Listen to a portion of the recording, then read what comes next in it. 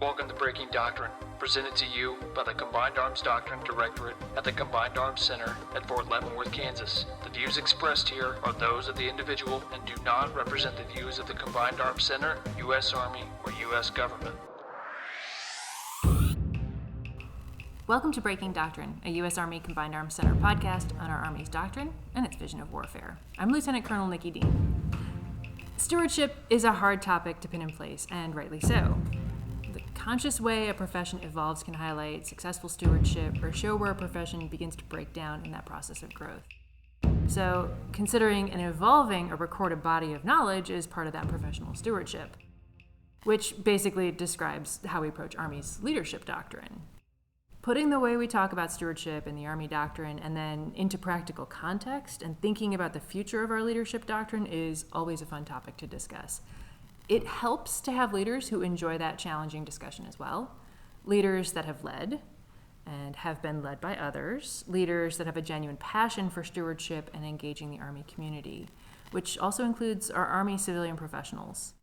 Leaders like Lieutenant General Ted Martin, the Commanding General of the Combined Arms Center here at Fort Leavenworth. Colonel retired Mr. Gregg Thompson, SES and Deputy Commanding General of the Combined Arms Center, and also the senior-most Army civilian professional here at CAC. And of course, retired Colonel Mr. Rich Creed, our director here at the Combined Arms Doctrine Directorate. Gents, welcome to the podcast. Thanks for having us, Nikki. It's great to be here. So, with all of this, a codified body of knowledge and a common lexicon is kind of one of those key components that make a profession truly professional. And it's tough to talk about our Army's role in professional stewardship without referencing the doctrine that covers it. So I'm going to turn this one over to Mr. Creed. Sir, as returning member of the podcast, I was hoping that you might be able to share first of all, what is a profession? And secondly, what makes the Army a profession, and according to our doctrine especially? Yeah, so thanks, Nikki. We have a publication, one of our capstone publications, called Army Doctrine Publication 622, and it's titled Army Leadership and the Profession. It was published in 2019, and it's a little bit of a departure from how we had done this before. We had two different books before. We used to have a book called The Army Leadership, and then another one called The Profession.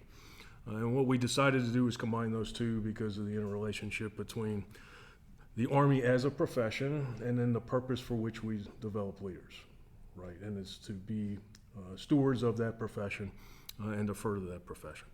So what the book says is that a traditional profession shares certain essential characteristics. First is they're a full-time occupation.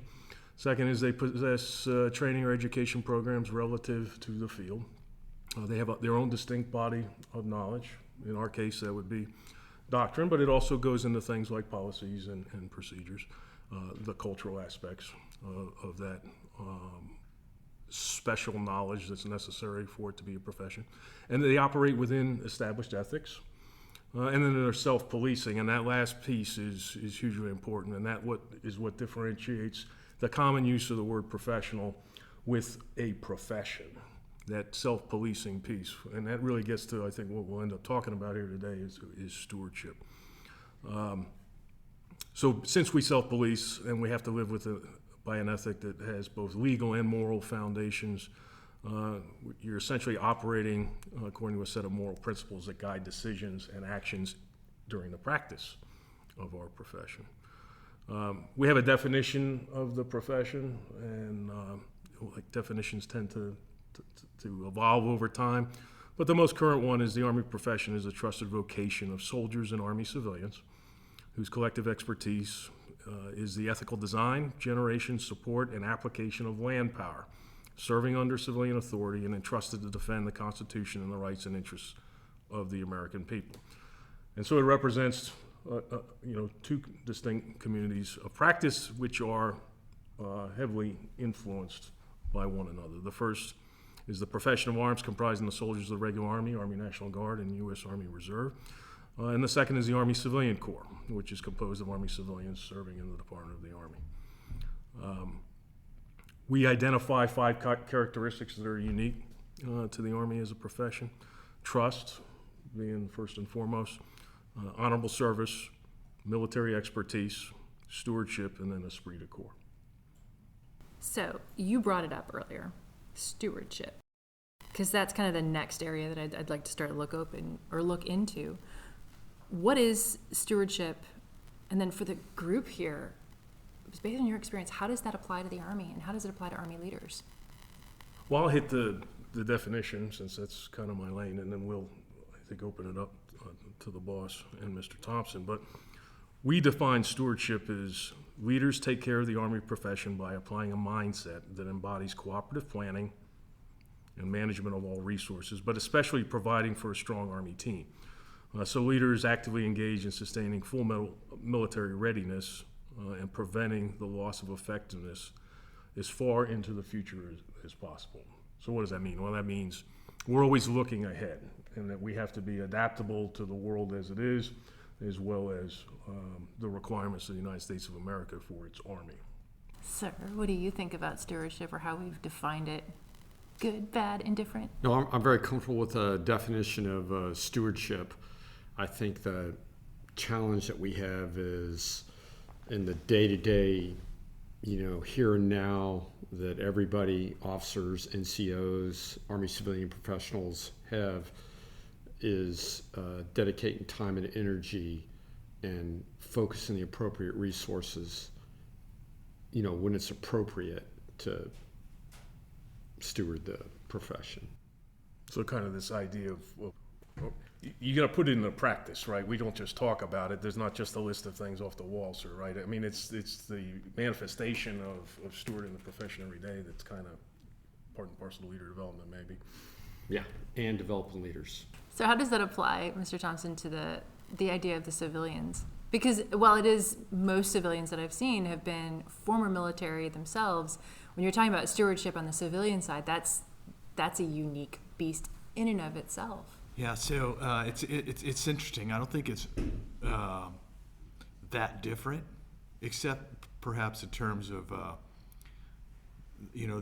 the oversight of the resourcing. Some of the kind of the business processes associated with the Army largely fall within the Army career civilian professional kind of cohort in terms of the long-term management of certain things, right? And so to me, and I talked to this a couple times when I speak to the Army Management Staff College classes.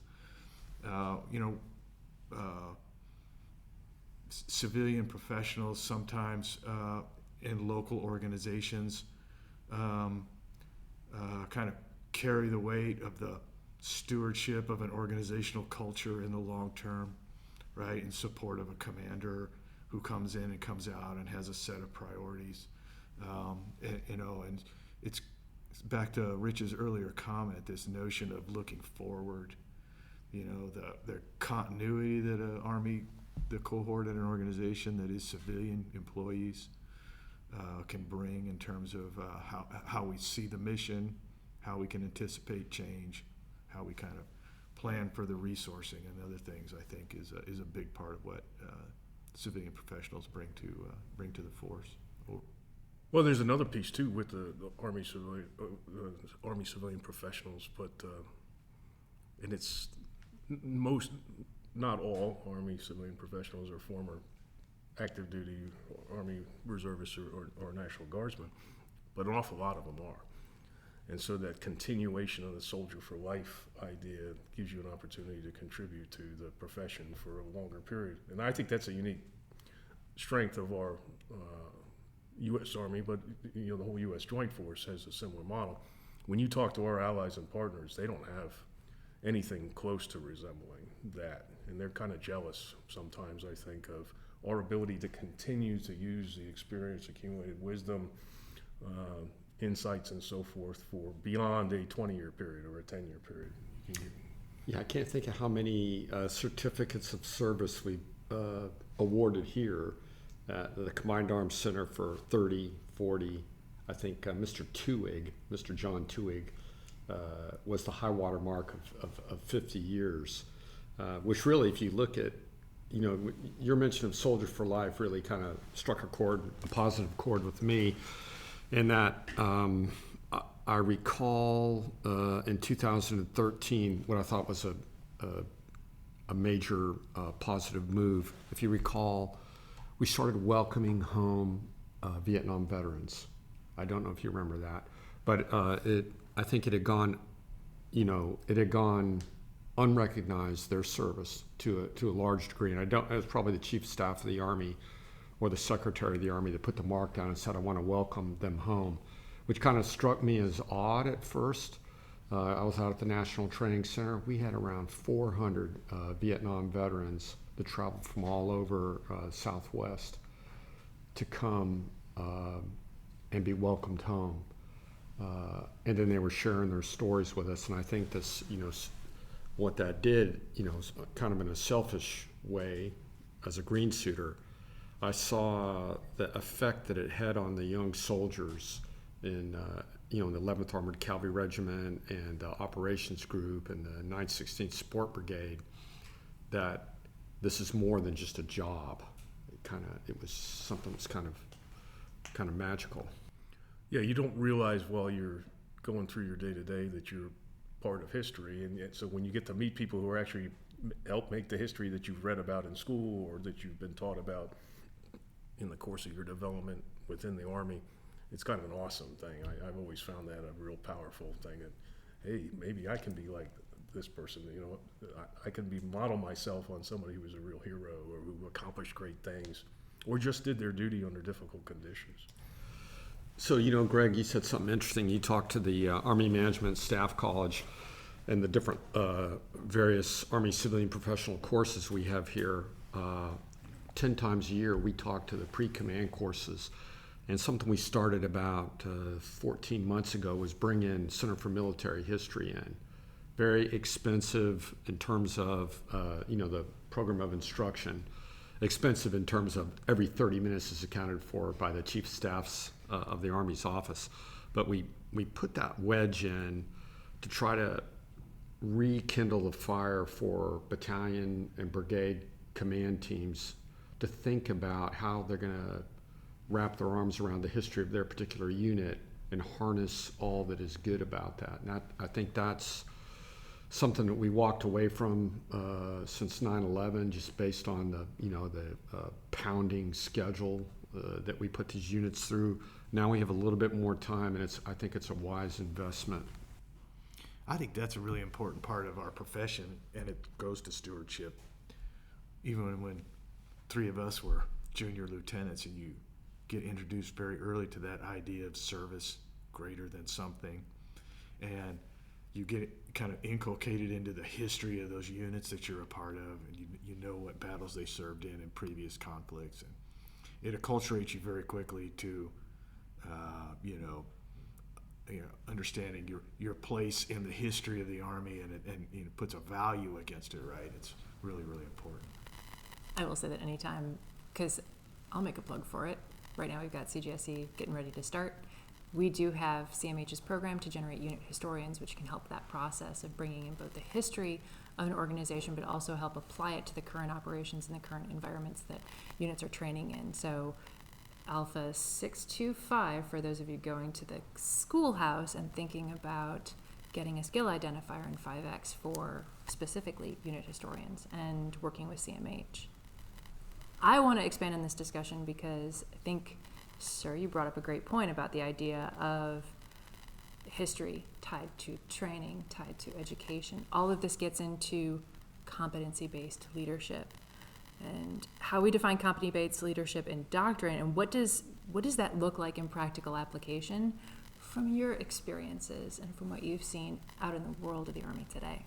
So in the leadership model, it really gets to the competencies piece, right? So we have attributes and competencies, and you all remember General Perkins used to talk about when you're being developed in the schoolhouse and at the commissioning sources or in on the officer side at least.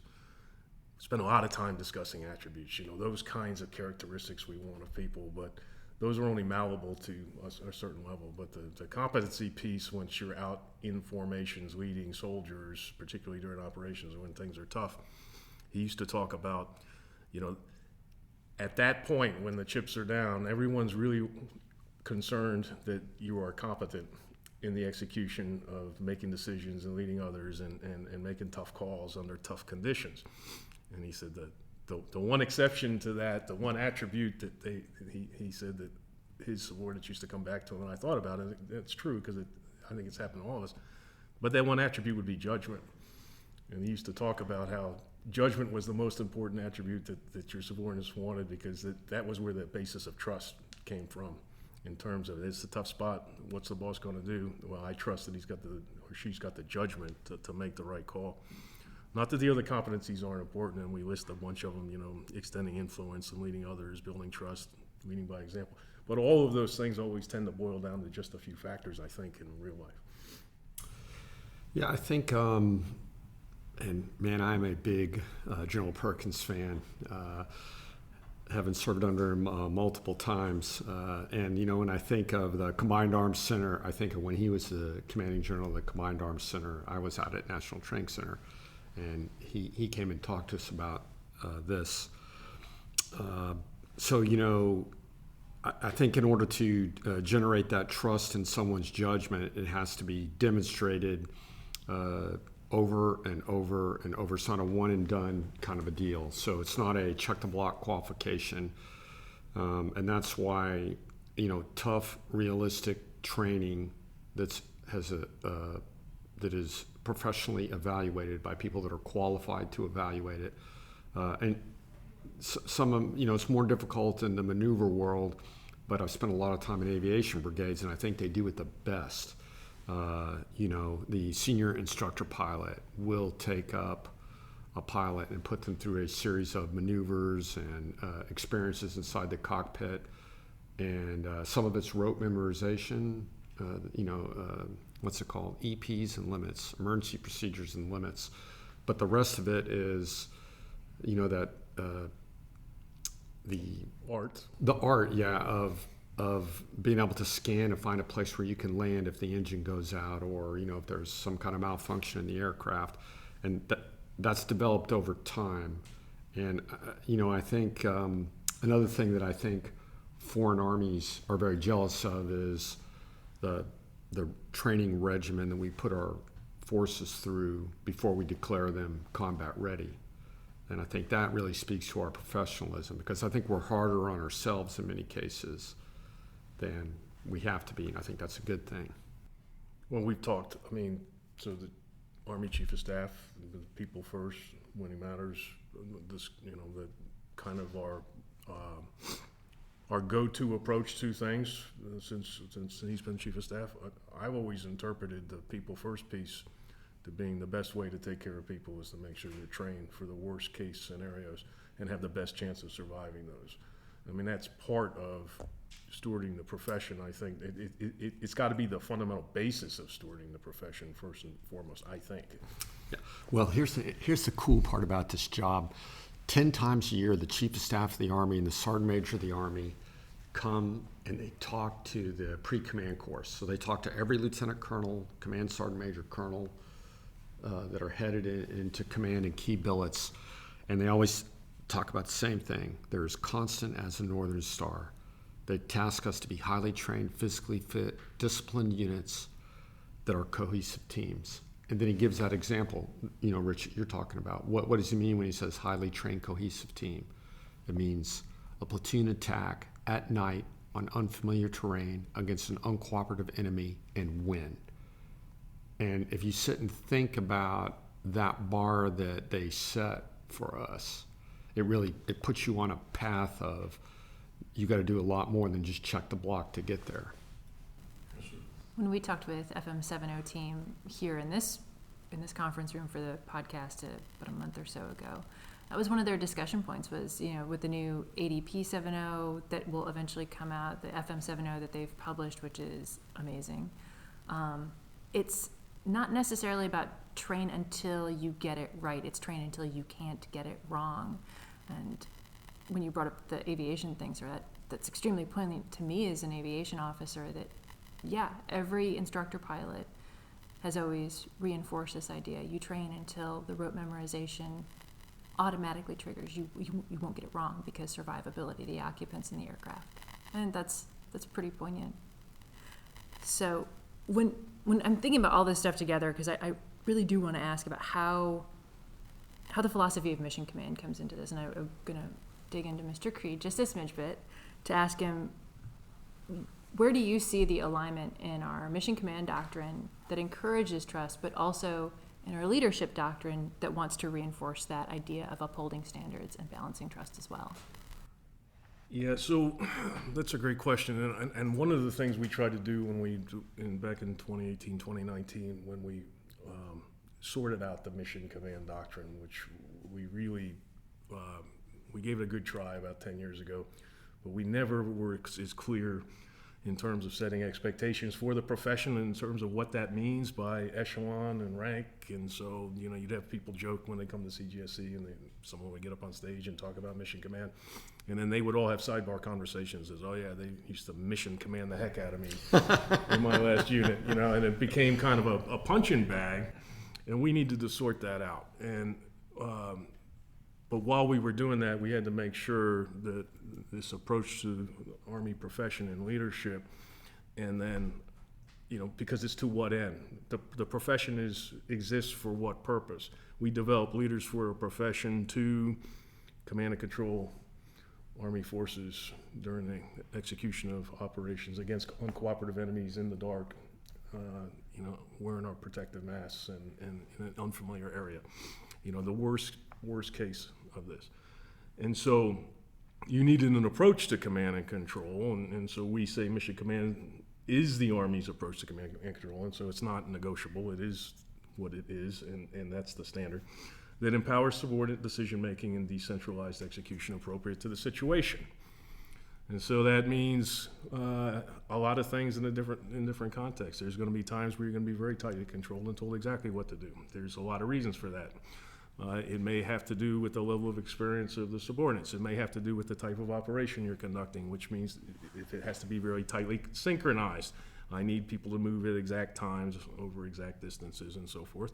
In other cases, when there's a lot of uncertainty and ambiguity and things are happening that you didn't plan for, then you need people to show initiative, and you have to have a bias towards that initiative. And so that all briefs real well, and the doctrine's, I think, is very clear on it, but you have to develop people who are capable of, again, applying judgment and understanding what's expected of them. And I think that's fundamental to our profession as well, is this expectation management. These are the standards. This is what I expect when we are able to talk continuously, and this is what I expect, what we need to do to accomplish the mission when I can't be there to talk to you, to give you guidance. And it's very time consuming to develop leaders capable of doing that. You and I talked about that, sir.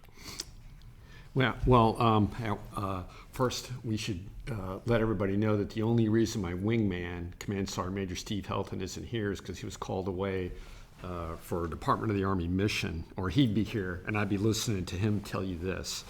So what I thought it was funny, and you said, we talk about mission command, and sometimes the audio doesn't match the video.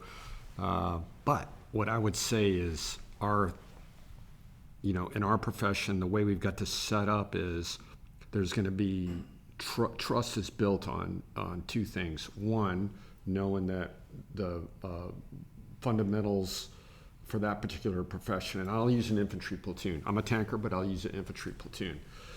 So I know that when I look at an infantry platoon, especially since STEP has been in place, select, train, educate, and then promote, right? So when you look at a U.S. infantry platoon, just in general terms, 3 squad leaders. They've all been to basic leader course, and they've been to the advanced leader course. We've got 6 fire team leaders in that platoon. They've all been to the basic leader course before they get that hard stripe. And then we have a platoon sergeant who's been to basic leader course, advanced leader course, and a graduate of the senior leader course. Now, just the professional military education of that, combined with a lieutenant who did BOLIC A, basic officer leader course A, pre-commissioning, and then BOLIC B at one of the centers of excellence. We've got 11 leaders that have a shared understanding of what each one is supposed to be an expert at. That gives us 11 leaders, 11 bona fide leaders. Our competitors, I'd rather just call them enemies, but I don't want it edited out. Our enemies don't embrace that, and you can only practice true mission command when you have some semblance of confidence and trust at echelon, and this is just talking to the company commanders out there, look at all the leadership potential that you have, because we are a professional organization. We're not promoting people, because of their family connections. We're promoting people because they're battle proven, they're proven in professional military education, and then through the various difficult hands-on performance-oriented training that's the hallmark of the U.S. Army. And it's a holistic approach, but when it comes to civilian education, the same thing applies. There are gates and there's education, there's training that's required in the civilian corps that absolutely sets, though people would like to make jokes about bureaucracy, dang, this is an organization that absolutely rose together for one purpose. It's to steward ourselves towards victory. Yeah, and I think, as we're beginning to implement the Army People strategy, and there's a military and a civilian component to that, separate strategies, the philosophical question, I think that from a civilian point of view, collectively, we need to ask ourselves is, are we in the Army in terms of a member of the Army and the profession itself, or do we work for the Army, right? And getting back to Rich's comment, so many of us are former military who've come over because we want to continue to serve, and I think Rich and I are good examples of that. Sometimes it's an easy answer for us, but that's not everybody. And there's a certain commitment that's required of the profession to be a part of the profession, right? And a lot of thought and energy going into this next iteration of the civilian implementation part of Army People Strategy, be released later this year, in terms of how we begin to kind of acculturate that idea into our cohort, right? How we're going to revise training so we kind of begin to think the ladder, right? And so it's really important. And if I could, a quick comment to the previous conversation, this notion of mission command. I went back to General Perkins, right? When he was introducing this idea doctrinally during his tenure, mission command. We were an army that was at war in a fixed geometry, right? And so it was, I think, cognitively, it was hard for people to take the doctrine and put it experientially into what they were doing every day. But we think about LISCO and kind of where we're going into this future operating environment where we know that dispersion is kind of a fundamental component of survivability, and the reliance we're going to have on local leaders, those 11 people, and the their ability to be innovative on the spot, and the trust a commander has to have that lieutenant or squad leader can do it, right? It's even more important, in my opinion. I think I got to speak for the young lieutenants, because I used to be one and I made a lot of mistakes. So I think if there's a lieutenant out there listening to this and they're in a battalion someplace or a squadron, and they're constantly getting scuffed up, I think it's incumbent upon the field grade leadership at the battalion and brigade or regimental level to understand that if we truly want to have this mission command and we want to be true to our values, everything can't be a 15-6. Everything can't be, a drill down. There was a point during OIF in some units where anytime there was a weapon system discharged, it generated a 15-6. I'm not exaggerating. So that's an investigation. Army Regulation 15-6. It's got a wide range of investigatory things. All I'm saying is, and also for the generals that are out there too. I found that the higher I work my way up, to the senior levels, I'm trying to be more patient when it comes to pulling the trigger on an official investigation, because it stymies initiative. Clearly, if there's misconduct, it's part of our profession. We're going to police ourselves, but there's a lot of honest mistakes that happen out there, and that's the balance that I think that lieutenant colonel and colonel level commanders need to wrap their hands around. I think that point you just made is hugely powerful, because we've had this discussion with the officers that go through the pre-command course here. And we do the command assessment program counseling with those officers, and it's always interesting to hear what the scuttlebutt is out there in the force and what people are concerned about, and based on what post, camp, or station they came from, and where they're going to take command.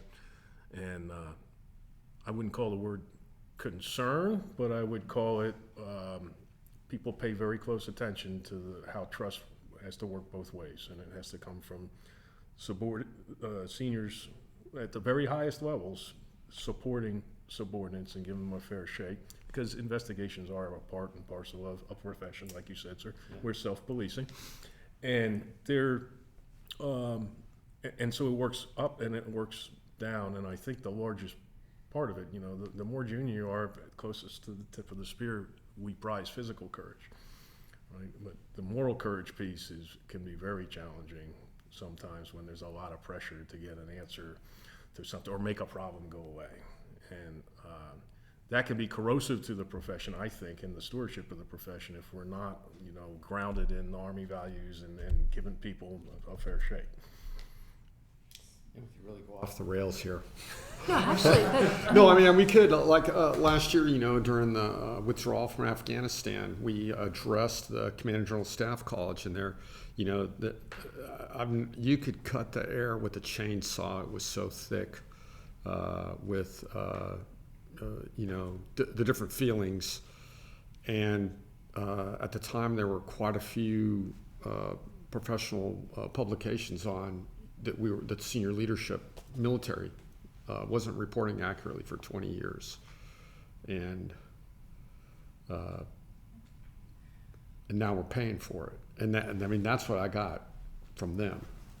Yeah, and to be able to field that and to deal with that, because we all have powerful emotions or strong emotions about the experiences of the last 20 years, that takes a certain type of professional, honest, authentic leader to say, well, maybe we don't know all the answers, but it's okay. We're going to continue to evolve and grow the profession together and assess this as it comes around to us. I think to do that's pretty significant.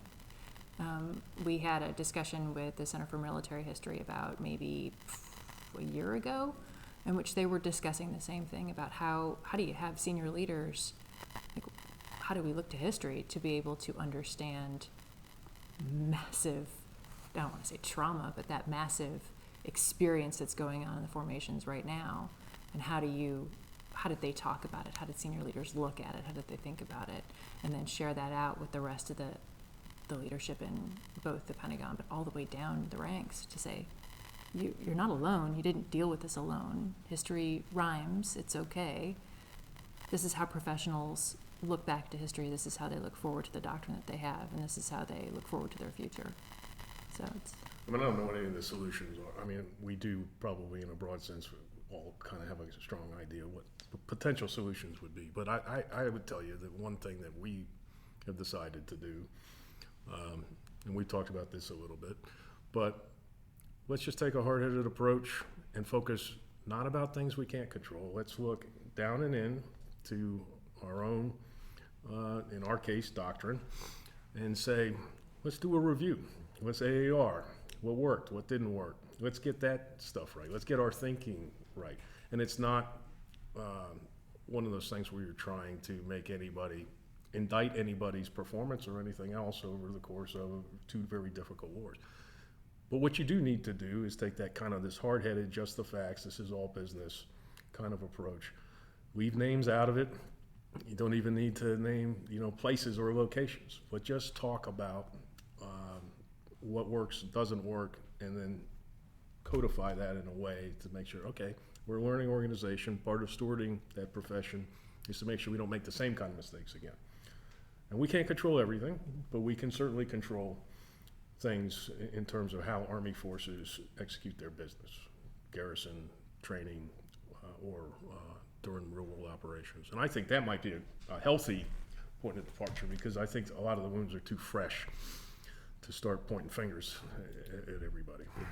Actually, I think the War College probably a good place to convene something like that. Down here, we at Command General Staff College, they were angry. I was angry. But we have to stay focused on what I call the reconnaissance objective here at this level.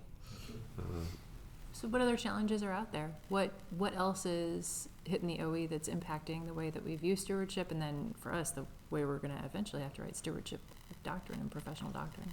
Well, I've got a hobby horse on this topic.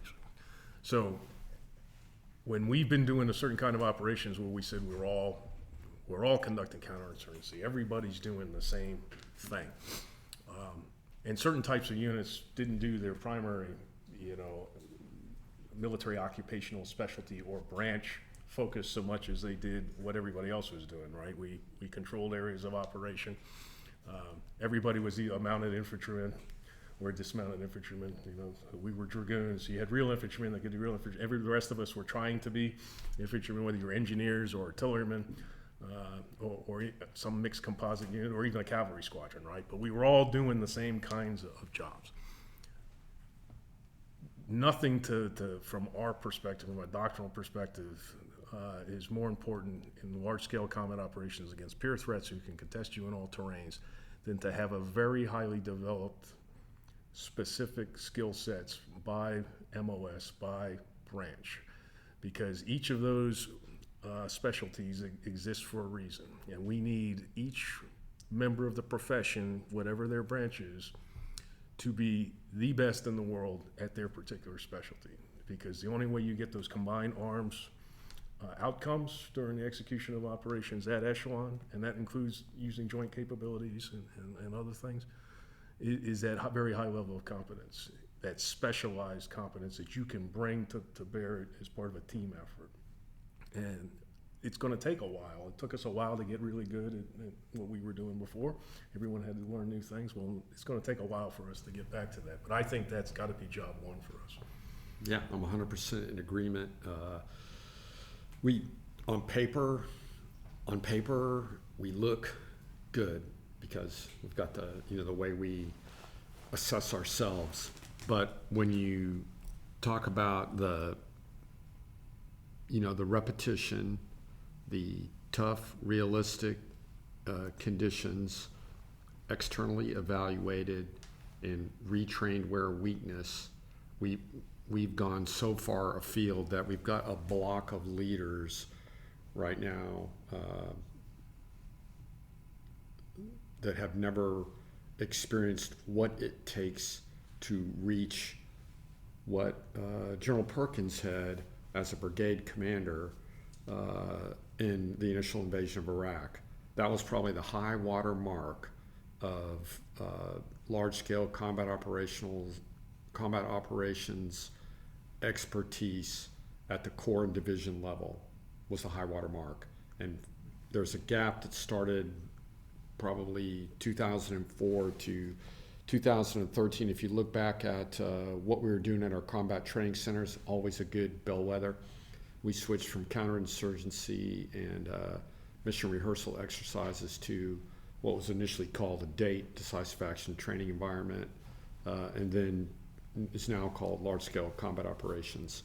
And then the opposition force that we faced and that we pit ourselves against at the combat training centers and at home station, it started to swing in 2013, but really I don't think until probably 2018 did we start getting more than one echelon, like lieutenants who had done it. Then they became captains on their second turn.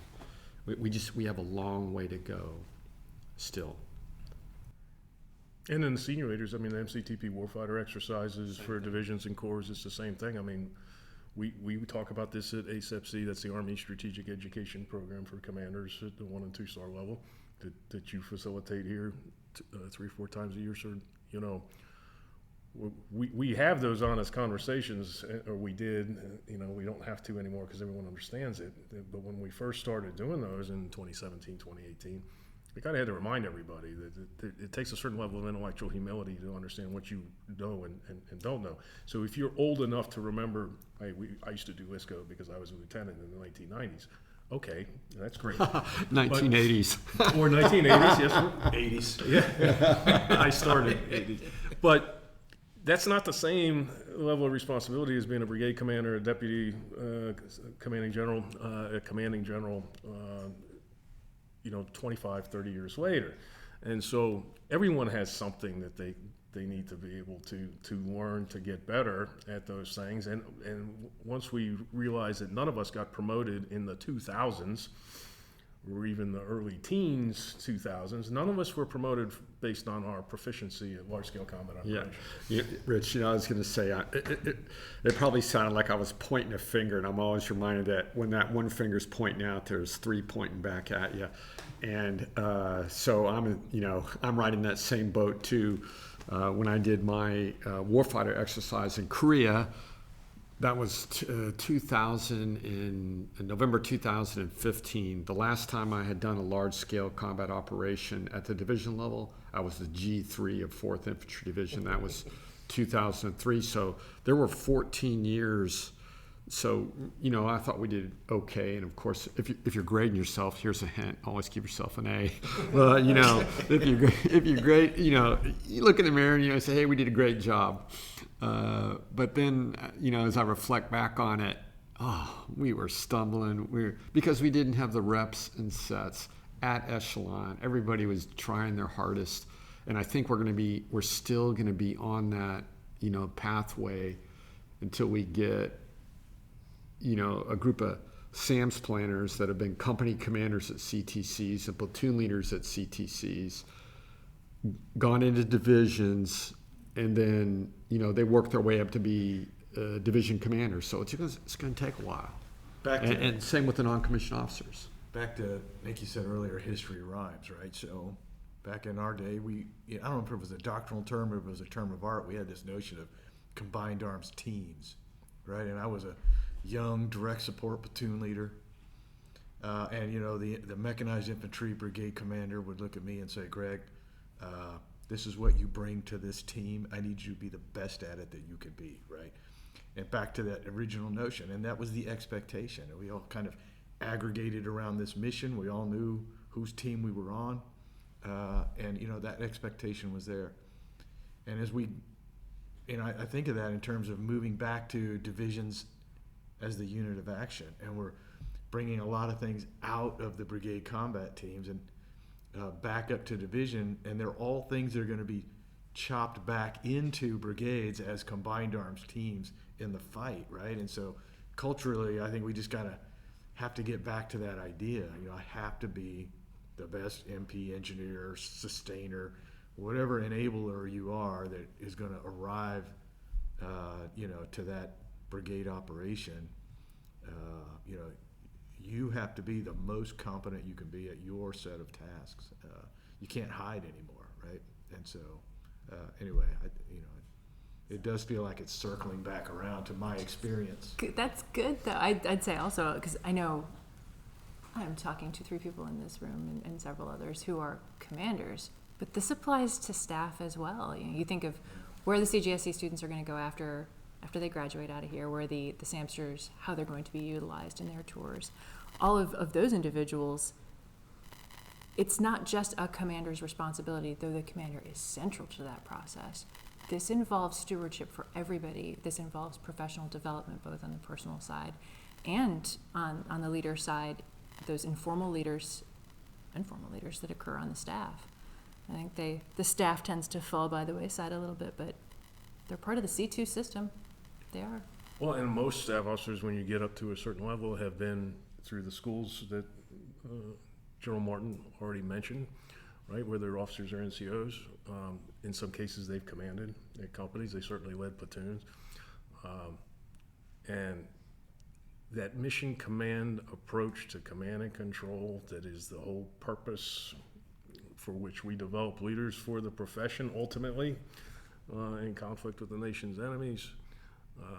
It doesn't work without staffs, officers and NCOs who are developed. This professional non-commissioned officer corps that we emphasize, I think, quite a bit now. And then the development of commanders too. But commanders can't do anything without a staff and a non-commissioned officer corps. Certainly not the way that the U.S. Army as a profession views how it needs to conduct operations. I mean, I just don't think it's possible. Yeah, I think with the current kind of where the Army's going, particularly the active duty Compo 1 Army in terms of end strength, there'll be functions within the Army, staffs and other things, commands that are going to be more reliant on the civilian component of the Army to execute those, right? We're going to be taking the military out of certain functions by and large in order to retain them where we need them in kind of the close combat force and the other things, right?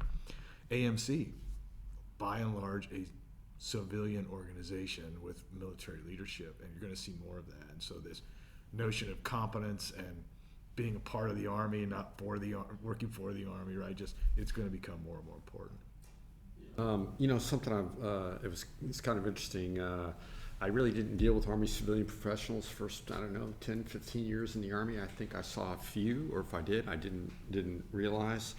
But we've become an expeditionary Army, and what that's done is at our bases, camps, and stations, it doesn't make sense to have all, with a reduction in green suit or end strength, which we're seeing right now in spades. But I started as a division commander, and then later on working in training and doctrine command, understand the roles that the Army civilian professionals do. And to be honest with you, I think most of them don't. I mean, there are a few that worked their way all the way through a green suiter career and then came on, but the vast majority of Army civilian professionals come on, and they enable us to stay focused on the warfighting aspect of what it is that we have to do. And it's incomprehensible that we can do it without Army civilians. So that's why I was excited when I came here and saw that we're putting a lot of effort and energy against developing Army civilian professionals the same way we do non-commissioned officers. So we're a couple of years behind. COVID certainly, hobbled us a little bit on the face-to-face that we, really thrive on. But I think it's the linchpin that's going to enable us to stay expeditionary, and it's kind of interesting. It's developing that culture, right? The profession is essentially a culture. It's a standalone culture that's informed by the world around it, but it exists for a purpose. And so we had to get the culture right across all three components of the Army, plus Army civilian professionals and those serving in uniform still. I think the culture thing is almost always decisive. And if we can get that right, and it's fundamentally a leadership thing, a responsibility to get right. And I think the Army civilian professionals, particularly those that have long experience on both sides of the equation, are in the best position to model what right looks like. And I think the modeling is hugely important. I used to say our secret weapon is the non-commissioned officer corps, but as I'm sitting here thinking about it, I totally overlooked the other secret weapon, which is the Army civilian professionals. And Gregg, you mentioned Army Materiel Command. So I'm a tanker, and cavalry, so very close association with aviation. And we have a lot of people, their whole life is really in-depth knowledge of systems, like what you would expect during World War II, an ordnance sergeant or officer. We have those Army civilian professionals, and I can distinctly remember having a problem with weapon systems downrange, and having the Army civilian professionals actually brought forward to analyze what was going on, in this case with our Bradley fighting vehicles, crawling all over them and just bringing 30, 35 years. They're the people that were working on our Bradleys were the ones that were there testing it when the very first ones came out in the 70s. So we were kind of worried we were going to break them. but these little secret weapons that our Army has, it's funny you mentioned that. You know, they're jealous of us. I think they're jealous of our non-commissioned officer corps, and I especially think that NCOs and other armies are just, you know, whenever they do anything with Americans, they go back and they're just so disappointed with what they don't get to do. And I think the other secret weapon we have are these Army civilian professionals. So you guys mentioned culture, and I know it's an interesting topic to bring up on the culture side, but there has been an emergence and change in our younger culture on the inculcation of media and some of those challenges that exist to leadership and stewardship through media, specifically social media in the information age. There's the age of Twitter, there is TikTok, there is Reddit pages like Army WTF moments that are shaping the interaction between soldiers and leaders, and also to a certain extent soldiers and the rest of the environment they work in beyond just the military in uniform. And it's a challenge I'm seeing, but how often do I get a chance to have folks like you in here to ask, what do you think about that? And should it be covered in doctrine too? Is this a topic that's a gap in doctrine right now? Only Yeah, because Rich, where's that FM I'm supposed to be reading on social media? the awkward silence. So one of the things, and Nikki's actually played a big role in this, in identifying that we did have a gap. And so the new FM 622 on developing leaders is going to have some material that talks about the role of non-traditional means of outreach and not just developing leaders, but in some ways command and control, right? I mean, there's folks, when you talk to people, and it's been a long time since I was a company commander, but it hasn't been that long since I was in a unit, not a decade, but there are ways that people communicate with their subordinates now that we didn't do even 10 years ago that are rather routine. And we shouldn't be afraid of that, so we should address those things.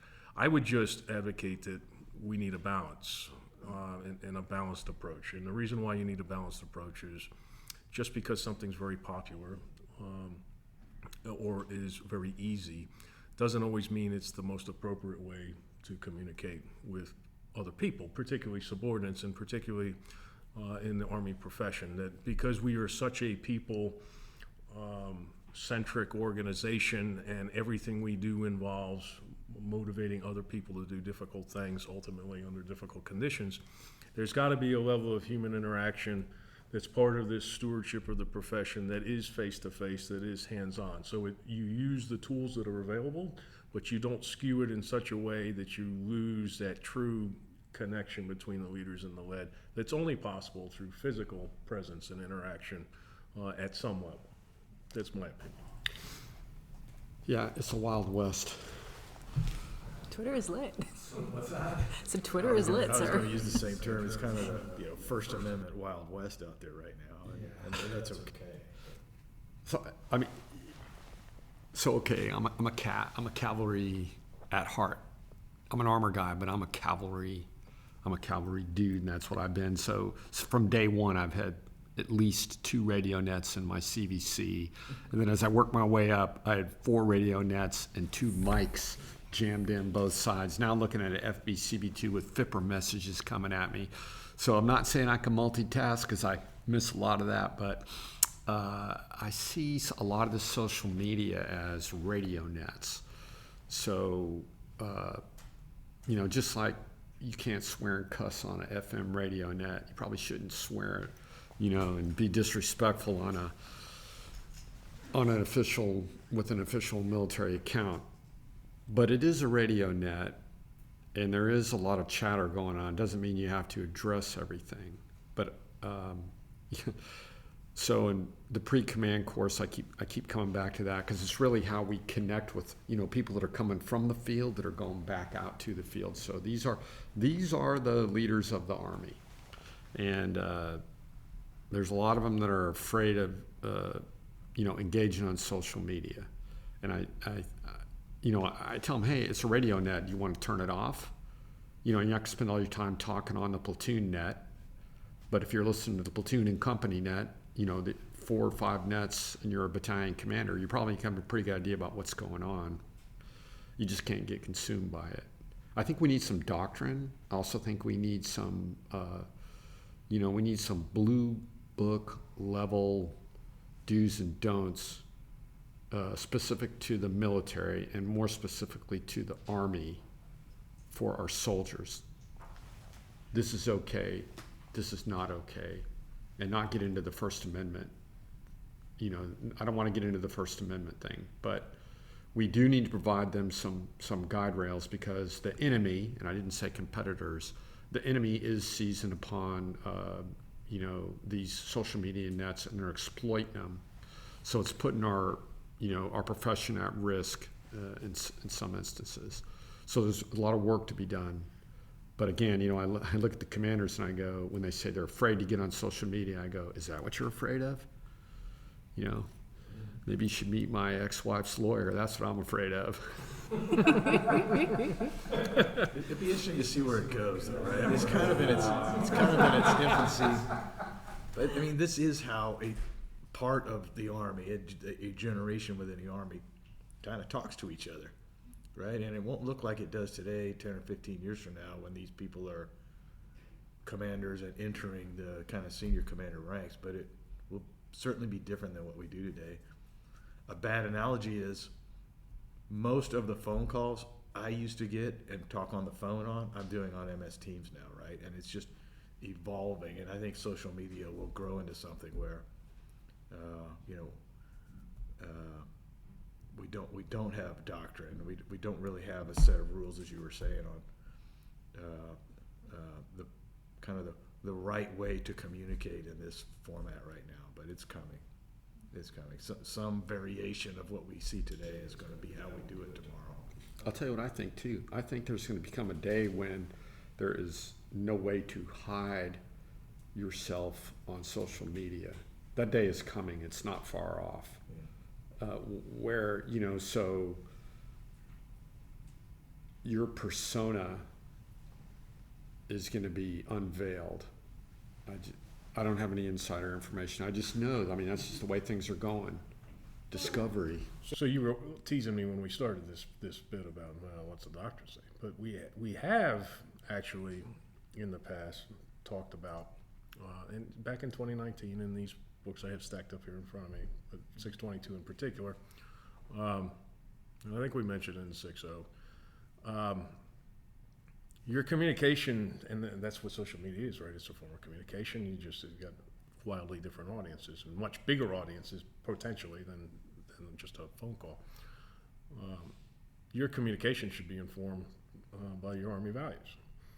And so we shouldn't, certainly in official, but that line between official and unofficial capacity, again, when you're soldier for life, and if you're particularly senior, or you're as an Army civilian professional, well, I'm not in uniform anymore, so I can say whatever I want. Well, no, you shouldn't be saying anything that could reflect poorly on the profession of arms, because it degrades trust in the profession, and the trust in Department of Defense writ large, but our concern is the Army is probably the most important thing to keep it as a profession, so that we can self-police ourselves.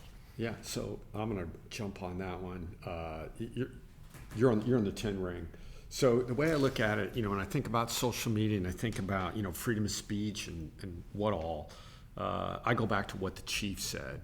The chief and the sergeant major, they sit in front of us and they say they want highly trained, physically fit, disciplined, cohesive teams, a cohesive team. So when I'm looking at leaders out there, you got to assume that whatever persona you adopt on social media, that is you, and you will be discovered. And are you building a cohesive team? So as a senior leader, let's go back down to that platoon. For that platoon to build a cohesive team, what if 50% of that platoon is very liberal and 50% of that platoon is very conservative? There's no need to bring conservative or liberal into the discussion any way, shape, or form in a military unit, because it will do nothing to improve cohesion. It will drive a wedge in cohesion. So putting for an officer or senior non-commissioned officer to put a bumper sticker on Ted Martin's opinion, saying who you want for president, that's divisive. In my mind, it's divisive, and it will not lead to cohesive teams. And I've been doing this for 39 years. Back it up. 4 more years. My real first command was being the captain of the Army swim team, 1982, 1983. Nobody cared who I wanted for president. They do care about my swimming opinion. They do care about crew selection for the 400 free relay or whatever, things that are directly related to the mission. But all this other extraneous stuff, religion, political opinions, all the third rail issues we're hearing about, I think that's where leaders really need to be careful on social media, because they will be unmasked and it will not help cohesion. So keeping that professional edge, I think, is really important. Well, and you live the Army values. We understand the Army values. You espouse the things that are talked about in leadership doctrine, but also to a certain extent you embody that idea that you are endeavoring to earn the trust of your soldiers, so that way you can go out and do operations as a trained individual, as a trained team. If that is authentically you, and that's the way that you are, and that's the persona that you have on social media, words and deeds align. Just like you said, sir, it's the video and the audio are both synchronized with each other. It's when a soldier uncovers that thing and then shares it on social media, and it goes accidentally or non-accidentally viral. That's, I think, where sometimes understanding how that platform that you're using or that platform you work with could be used against you it might be value added to doctrine. But stewarding the profession requires all of us to be partisans for the profession. Yes. Any other type of partisanship is not acceptable, and it should be invisible between leaders and led, and it should never be a cause for discussion. And people, going back to bring General Perkins up again, I'm going to make sure he listens to this so he knows we were paying attention when he was around. He used to bring up a really good point that's probably appropriate for the world we live in today as much as it was a few years ago when he mentioned it. He says, everybody always says, Army leaders are supposed to be apolitical. He said, that's actually not correct. He said, because we live in a political world, we're part of the executive branch of the United States government, you have to understand the political world, right? And so you do. But what you can never be is a partisan. So we're nonpartisans who live in a political world. And, our profession serves a political purpose ultimately. And so the defense of the United States of America and the defense of the Constitution of the United States. Right. That's as partisan as anything should ever need to be. Everything else should be off limits. And again, that's our job, I think, sir, is to remind people of those things and to have those big boy and girl talks, because sometimes people just don't know. They're very proud of projecting. Everyone wants to share more about themselves and is useful for building that cohesive unit. Well, that notion, going back to the 50s, of the soldier statesman, right? And generally applies, in the writing, it's really applying to general officers, but we're really talking about the profession and how anyone at any rank or position kind of acts within that profession, right? It's exactly what General Martin's talking about. So there is something in ADP 622 that is discussed, which is counterproductive leadership. And I know that it's also used by its more fun and colloquial name, toxic leadership. So this is the demonstration of behaviors that violate one or more of leader competencies, values, prevent climate that is conducive to mission accomplishment. What is, in your opinion, counterproductive leadership as it's defined? What does that look like when it actually manifests for the profession, and how have you guys seen it squashed effectively, or have you seen it impact organizations? And what would be your guidance or your ideas for some of our, especially the guys coming out of PCC or the teams coming out of PCC right now? Well, first of all, so the doctrine lays out all our leadership doctrine talks about what counterproductive leadership is, and there's a checklist of those things, and we don't need to go through them. It's like a lot of other things. You know it when you see it. In fact, what we just talked about in terms of some sort of political or other single issue partisanship would be a form of counterproductive leadership within the unit because of its potentially corrosive impact on unit morale, cohesion, and so forth. I've always found that the most important aspect of stewarding our profession when it comes to counterproductive leadership is to have a very fine-tuned radar, getting to your eavesdropping point about listening on multiple nets. You've got to be attuned and very sensitive to disruptions in the force, right, that may indicate you have a problem, and then you need to move very quickly to address those things head on and not let them fester. To me, that early warning sensing aspect, which requires a lot of personal engagement, leadership by walking around, eavesdropping, all those different radio nets you talked about, sir. That's that active leadership, that active stewardship requires you to have very good situational awareness, because that excuse that I didn't know this was going on, that doesn't really do much for anybody. Yeah. Something I've noticed over time that whenever there's a extended separation between leaders and led in any echelon, it's not healthy, because it's as if the units are on automatic pilot. And to be honest with you, as a captain in Germany in 1986, company commander, I did not have a computer. There was really nothing to keep me in my office except a black phone rotary dial, that only called other captains who we all like to hang out together anyways, and you were either in the motor pool, on the gunnery range, in a meeting at battalion. So I think we got to find a way to overcome that and break these chains between, what keeps us away from people. Like you said, Rich, I don't want social media to be the primary means where I know what's going on in my company or my battalion or in the brigade, but going around and engaging in substantive conversations with other human beings, it closes information gaps, and it helps build cohesive teams. So it's something interesting got from General Funk. So we've been talking about the CG of Training and Doctrine Command, General Perkins, but both General Townsend, who replaced him, and then General Funk are both really big on personal face-to-face interaction. And it was General Funk that said he wants us in the social media space. So I would not be in social media unless my boss told me to get there. And I believe in supporting the chain of command, so that pushed us into there. But this face-to-face engagement and leadership solves a lot of problems. So when I look at the DOCS surveys of all the subordinate COEs, it can almost, not every time, but in most cases, it can be distilled down to a lack of communication between the leaders and the led, which generates misunderstandings, both with Army civilian professionals and with the military.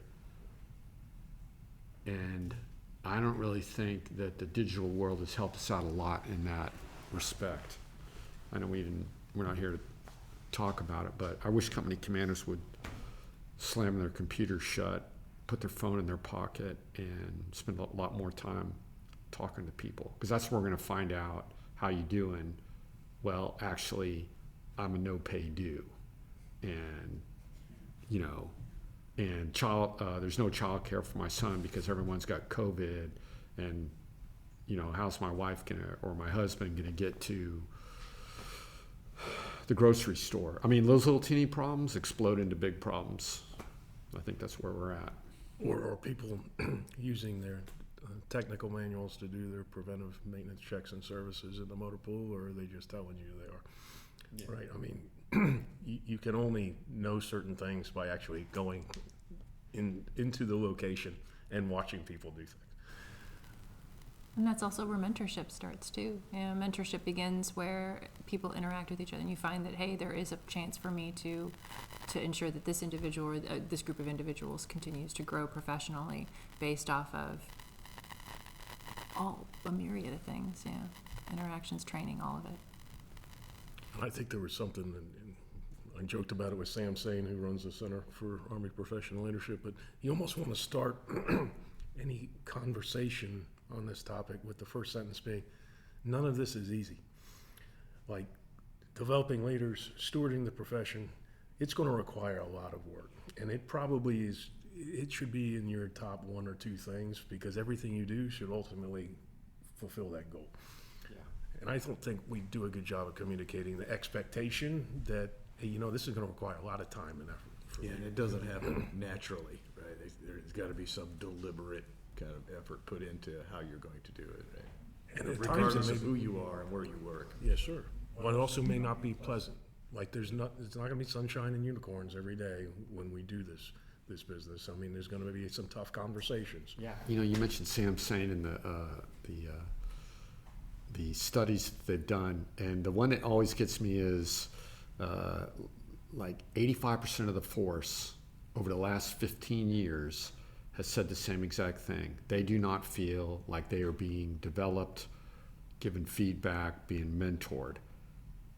And this is over and over and over. And so, you know, upon arriving here, when I saw that, the first thing I thought was, wow, I must be the only guy doing it right.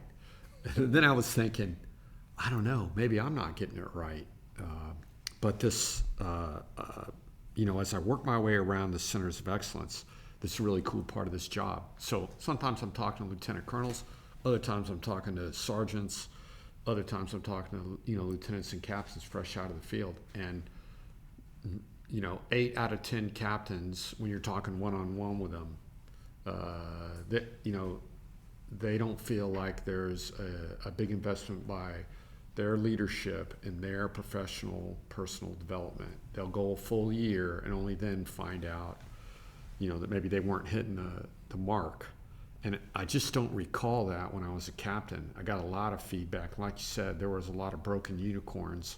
You know, it was a horse with a snapped off, whatever that thing's called, unicorn. You know, so between that and what was happening at combat training centers, you know, did you win 1 out of 5? You were really good. Are you Q1 on tank gunnery? Are you, you know, RL1, readiness level 1, aviator, night vision goggle qualified? It takes a long time to get there, and you get a lot of feed. I'll go back to this aviation. The aviation community does it better than almost. I can't say. I would think the medical community would be right up there, but our Army aviation is tougher on itself, and I think that's why we have the best aviation in the world. Without a doubt, sir. Without a doubt. I'm biased. When we did kind of the prep conversation for this, I was thinking about that, this topic. And looking back at 30 years in the Army, I don't remember a lot of my OER counselings. In fact, I can't tell you. Almost anything I got in OER counseling, maybe a bad one. But Yeah. Well, I never got an OER counseling, but I always knew what I was going to get. There was no surprises. And I don't think that today's young officers can say that. I think a lot of young officers, based on the CASL, are going to say, I thought I was knocking it out of the park, only to find out, you know, I'm average. I do some of the best like mentorship moments though. I do remember. I remember all of them, and they were all on the back end of a Humvee at NTC or somewhere else. They were all leader-led meeting engagements where I said, "Here's what you're doing." Some were very positive. Some I was standing at parade rest, right? But I mean, I remember all of those because those are very powerful moments, and you don't get many with your leader in an assignment, right? But when those people took the time to kind of say, here's where I think you could be better, I can almost remember every single one. The walk in the desert is so powerful. Let's shout out to But NTC. it gets to your point, sir, is about setting expectations. And so as a member of our Army profession, your expectation should be, or we should set our expectations with our subordinates. That when you and I interact, when we're talking about anything other than sports and what you did last weekend, but even that may be setting a positive example, right, in some way. But when we're talking about the job, I'm developing you in one way, shape, or form. The back and forth, and it may be reinforcing that you're doing a good job. It may be saying, yeah, you didn't, not quite getting what we expect, or it may be something more serious than that in terms of the execution of an operation and you're at an AAR or whatever. But I sometimes think we just don't do a good job of setting that expectation that, yeah, we're not sitting down and doing quarterly counseling statements, you and me, particularly when you get more senior, right, to your brigade talking to your battalion commanders, but even battalion commanders talking to company commanders. But every time we interact, I'm coaching you, pal. I mean, that's what we're doing. When I tell you to do something different, when I tell you to do something better, when I tell you that this has to get done between now and then, and here's the big picture, why? I'm developing you. And sometimes I think people don't realize that is actually development. So if you're not doing real well, to get to your expectation, I know this OER might be a little bit sporty. And I know it's sporty, or going to be sporty, because I've had a lot of negative interactions with my boss. And I should know at that point that I need to get a little quicker on the uptake and adapt a little faster to what's expected. So I have a question because that's important, sir. You've often said you cannot build the band of brothers after you go to war. It doesn't happen that way. It's a continuous process that occurs in training. But what happens if you are, what would your advice be for the subordinate who is like, I want to have this conversation with my boss, or you know that individual is getting overwhelmed by USRs coming and reports are happening and they're dealing with 15-6s or commander's inquiries. That person is literally overwhelmed with the job that they're doing, and you can see it. How do you, as a subordinate, make that graceful entrance, or just shove your knee in the gate to be able to say, I need you to help me professionally develop so I can see myself better, because it's a partnership thing, right? It can't just be on the commanders and the leaders to do this. Subordinates have to ask. They have to know what to ask. What would you advise them? Well, I'll start with the leadership by walking around piece. So I'll use the tank company commander. So that it's like tactics, techniques, and procedures. And so you've got a personal approach to leadership. So our personal approach, and I think culturally in our branch, sir, this was a pretty normal thing. Every morning, you generally had first formation out in the motor pool. As soon as first sergeant let everybody go, you called the lieutenants over and you talked to the lieutenants and you said, this is what we're doing today, get a quick back brief. At the end of the day, you also did a face-to-face with everybody with your officers before they went home. And the first sergeant did the same thing with the platoon sergeant. That's your opportunity to, one, provide guidance and feedback, but also to solicit it. And so when you don't understand something, that's usually where people get into trouble, right? They just don't understand what they're being asked, and for whatever reason, that's your chance to ask the boss for feedback. And it requires a certain amount of personal courage, I think, to do that, depending on the personalities involved. But once you start that routine in the organization that you just joined, right? Because early on is usually the hardest part to figure out what the expectations are. If you do that early on in whatever organization you join, and you demand some level of feedback from your boss, and am I doing this right, boss? Then I think you're off to a good start anyway, sir. I don't know. Yeah. I think I like the same approach, which is leaders with the lead. The more the leaders are with the lead at all echelons, the more there's going to be a shared understanding on how well things are going and what things need to be worked on.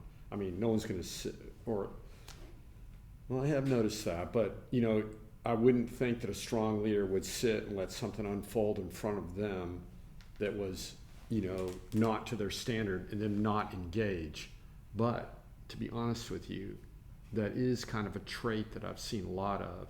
It's like accepting a lower standard because they're either introverts or they just haven't had a lot of experience engaging people and, bringing them up to a standard. And I think that model must have changed somewhere.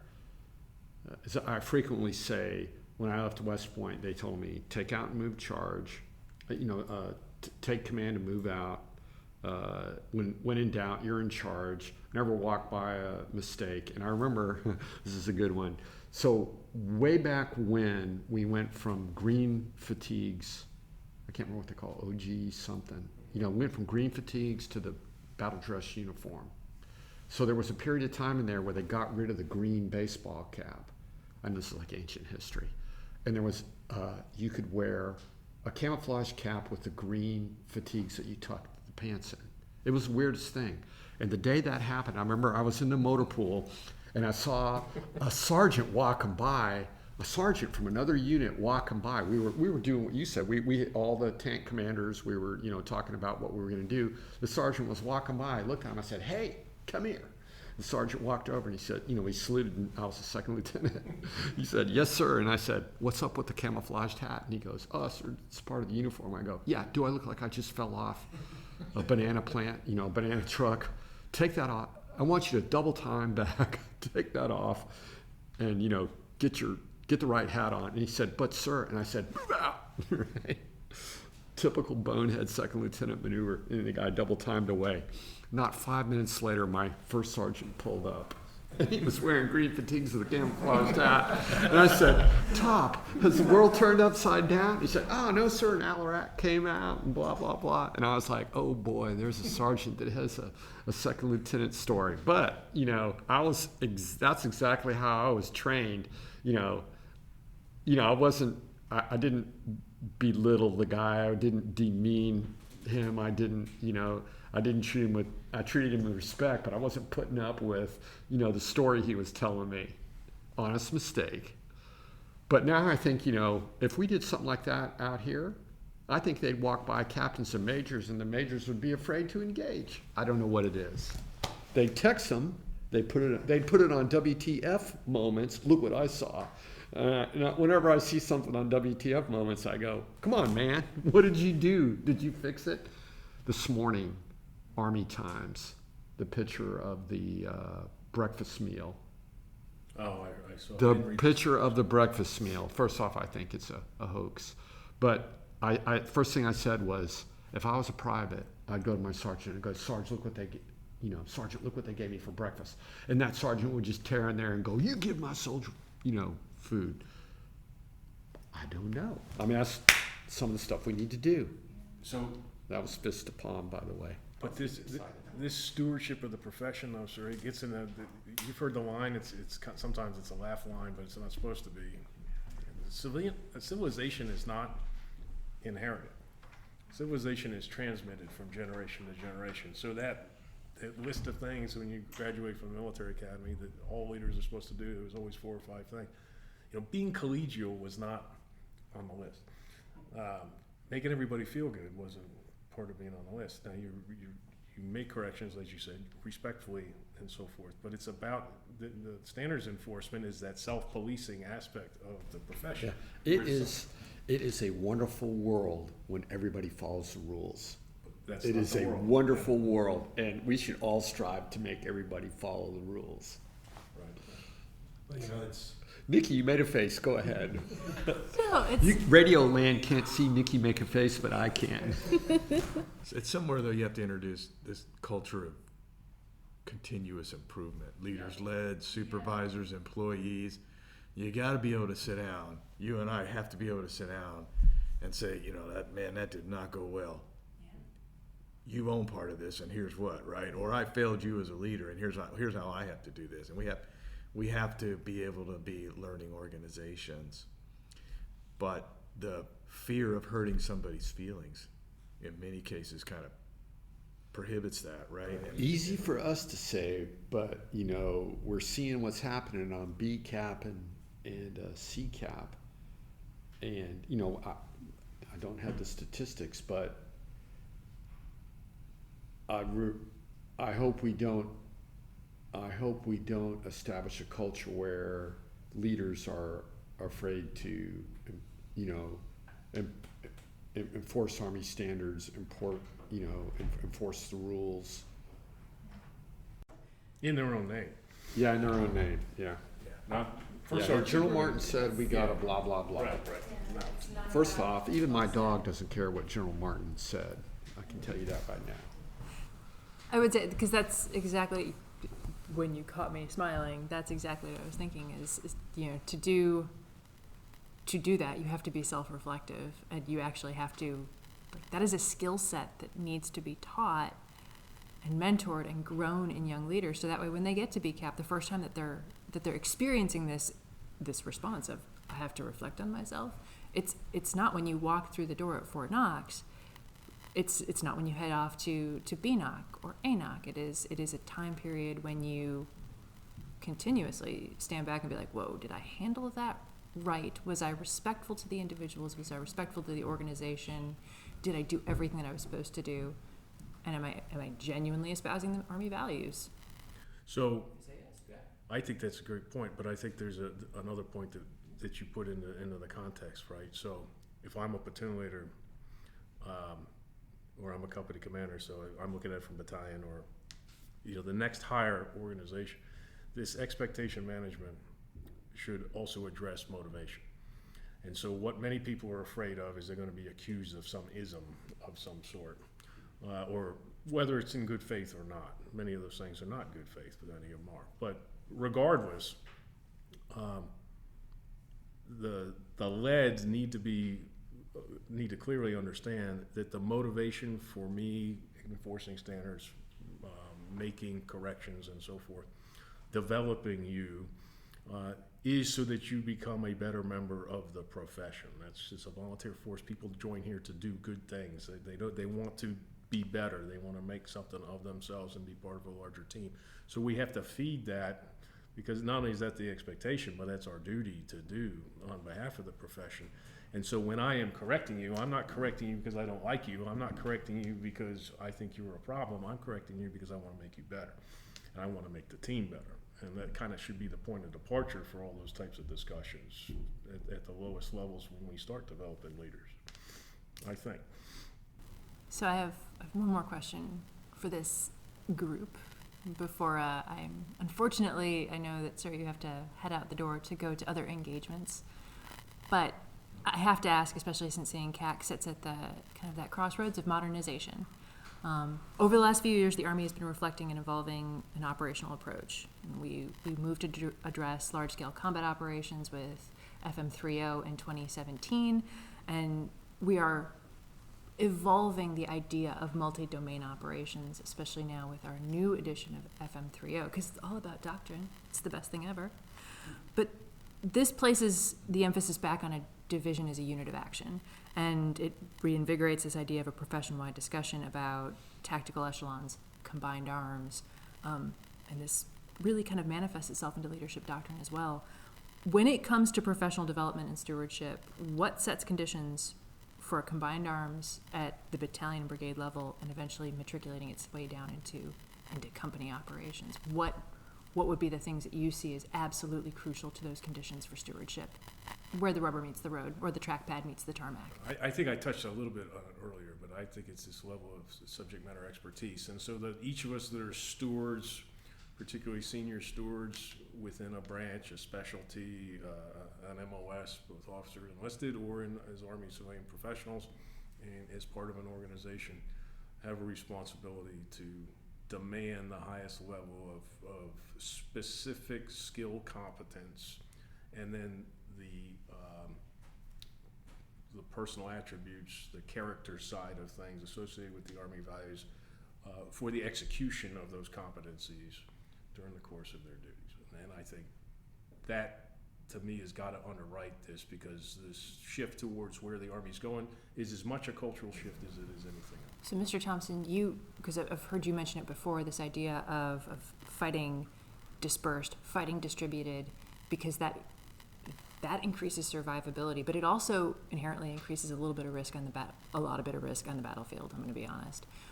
How does that, or how would that influence stewardship overall? What does it impact stewardship? Is it just the same way that we've always developed leaders? Well, the notion of dispersion, whatever that becomes, right, doctrinally, as we kind of continue to work on that, the first implication is this notion of trust, which is inherent to the profession, right? I as a leader have to trust that we are going to disperse during some action, and everybody is competent, capable of executing these tasks that Rich is talking about. And at some point, we're going to come back together, and with very little time to kind of